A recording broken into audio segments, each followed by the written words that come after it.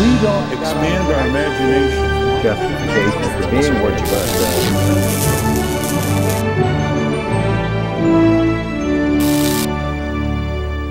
Welcome to Washington Unplugged. I'm John Dickerson.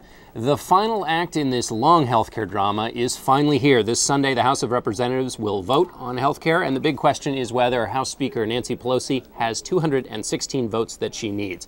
I'm joined by our numbers guru, CBS News producer Jill Jackson from the House Cannon Building, and Mark Knoller, our White House correspondent from the North Lawn. Jill, where do things stand in the House? Well, at the moment, the House Democratic leaders are feeling very confident. You had the actual whip, the man in charge of counting the votes, James Clyburn, saying that he's feeling confident. He feels like they have the momentum at this point. He's very confident that when the bill comes to the floor this Sunday, that they will have the votes. However, we also have quite a bit of amateur vote counting going on the Hill from journalists. And those put, the range of numbers I've seen on that count is anywhere from 190 yes votes to 207 yes votes. And of course, the magic number they need is 216. We're in that same sort of 190 to 200 range in our CBS count. But it's going to be a long, hard slog between now and Sunday because Democrats just aren't there yet. And we saw yesterday some movement when the CBO numbers came out. What's your guess between now and vote time? Will we see a few more people announce and get their moment in the sun?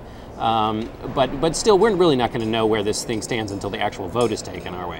That's right. I mean, you will have a few people who will come out and make their announcement. We had one today with Congressman Boccieri of Ohio, who was a no vote in November when the House voted on health care, but changed his vote to yes. You also had the same with two congressmen yesterday made the same announcement, switching from no to yes. That's because the deficit numbers in the CBO report were something Democrats felt very comfortable with since it reduced the deficit $130 billion over 10 years.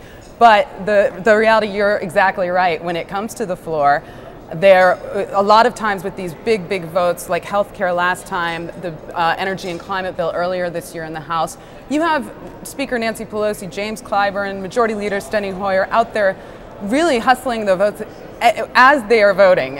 Sometimes it can really be at the last minute that everything really truly comes together. You also have the issue this time of you could have a challenge with both the two votes. You have to vote on the rule and you have to vote on the actual bill. You're going to have some people who are going to be who are going to want to vote no on the rule because that's where they deem the Senate bill passed. And then you're going to have some people who are going to vote no on the health care bill but will support the rule. So it's very tricky business trying to add it all up. Mark Knoller on the White House lawn. Another person hustling over the next couple of days will be the president. He was out running around in the area today talking about health care, showing the kind of cover he's likely to give to those House Democrats who are going to take the leap and vote for this bill. What struck you about the speech the president gave today on health care? Well, he came on as strongly as I've ever heard him deliver a health care speech. This was, by my count, his 54th healthcare speech since a year ago on March 5th when he began his healthcare campaign. And today, as he did in recent speeches in Ohio on Monday and Pennsylvania and Missouri last week, he builds his speech to a crescendo, trying to get his audience, which is by and large very enthusiastic, to keep up the pressure on members of Congress, especially those who are wavering Democrats in the House or those who are still saying they won't vote for the bill. Since Monday, we're told President Obama has spoken to at least 30 members of Congress, either in person or on the phone, telling them why he thinks they've got to switch their votes to yes. He has won a number of those already. And at the end of his speech today, he told his audience, do not quit, do not give up, keep on going. He is confident of victory. Of course, he has to be at this point, but it's certainly not something that he's willing to say is locked in stone. But he predicted victory at least 3 times in today's speech. And he also invoked the words of Teddy Roosevelt that he said is on the wall here at the White House. He quoted Roosevelt as saying, aggressively fighting for the right is the noblest sport the world affords. And President Obama made it clear that he thinks he is definitely fighting for the right. And Mark, in the next couple of days, he'll keep up this fight. This was the sort of public message, which, as you pointed out, he kind of distilled down into its really strongest campaign pitch. On the phone, is he expected to basically work the phones over the next couple of days and into the Senate vote? Is that what they're saying he's going to be up to? He'll speak with anybody that'll take his phone call if there is a vote to be had. Remember, this is the reason that he canceled his trip, which was to begin Sunday morning to Indonesia and Australia. He is staying in Washington so that even if the vote doesn't happen on Sunday, if it falls over to Monday, he is in town. He can call a member, summon a member to the White House and put the pressure that only a president can really put on a member of Congress to vote his way. Jill, after let's assume the House Democrats get the 216 votes they need. Then we go on into the drama into the Senate.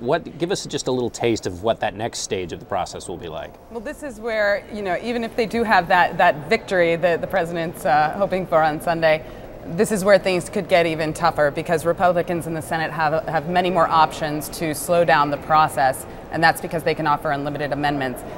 And when they offer unlimited amendments, that sounds very technical, but basically what happens is it means they're forced to come to the floor and vote on all of these amendments, and they call it a vote-a-rama.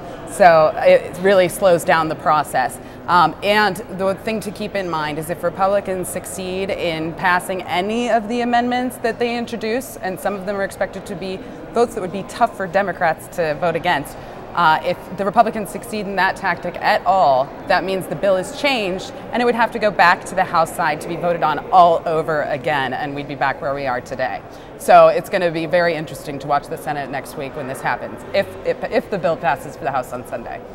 Mark Knoller, final question quickly to you. Is the White House giving us any hints about how the theater of this will be staged at the White House? The president's got to sign the Senate bill, which won't be the end of the process. He'll then have to, if it goes his way, sign a second bill, which will in fact be the end of the process. Are they going to make a big deal of this? Lots of Rose Garden ceremony type thing with a big rollout of cabinet members, as sometimes happens. Is there any idea of how they're planning for if this actually passes?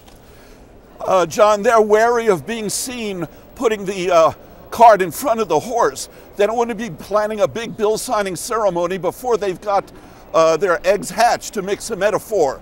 So they are taking their lead from congressional leaders, from the congressional parliamentarians, what needs to be signed, and when. All the White House will say is whatever needs to be done, President Obama will be there to do it. Okay, Mark and Jill, thanks very much for being with us. And now Kaylee Hartung joins me at the desk to explain how new media has been used in this healthcare drama. Kaylee, what do we know? It's no surprise that a lot of the trending topics on Twitter today are a part of this healthcare debate. Over at the White House, you've got Press Secretary Robert Gibbs using his account to trumpet those no to yes votes. So you've got him talking about John Boccieri and Betsy Markey and Bart Gordon. On the other side, Republicans John Boehner and Newt Gingrich are both tweeting with that hashtag GOP Code Red, their campaign to stop the healthcare bill. And perhaps the best place to keep up with what all of the politicians are saying about what's going on is twitter.com/politicians. This account is really aggregating what congressmen in the White House are saying every half hour. And what we've also seen this morning is the White House's YouTube channel releasing new material in this final stretch in the healthcare reform push. Health reform by the numbers. They've got a lot of numbers to try to sift through. We've also seen some live tweeting today of Obama's speech at George Mason. Our own Mark Knoller noted it was a lot like a campaign event. And of course, another big topic on Twitter today, March Madness. After those big losses by Marquette and Georgetown, a lot of people's brackets have taken a hit, mine included. But President Obama's bracket is looking pretty good. He took a hit as well with those losses. He had Georgetown going to the Elite Eight and Marquette going to the Sweet 16, but he did pick 12 of 16 games correctly. So it's looking pretty good. If he does that well on his vote count, he'll get the victory in the House.